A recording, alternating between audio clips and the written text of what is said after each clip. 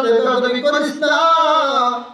তুমি কি জানো এমন একজন মায়েরকে রাখতেছি রে কবর, যাকে আল্লাহ পাক রব্বুল আলামিন সমস্ত জান্নাতীদের সরদারি বানাইছেন। সুবহানাল্লাহ। এই কবর খবরদার খবরদার বেয়াদবি করিস না।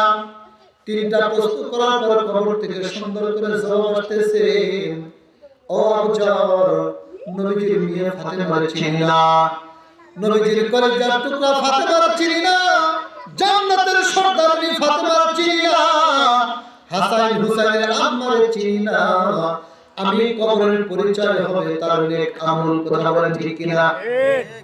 এ মুসলমান এবার বুঝানোর জন্য বললাম, যে ফাতেমার ব্যাপারে নবী বলেছে এই ফাতেমা জান্নাতের সমস্ত জান্নাতীদের সরদারনি হবে।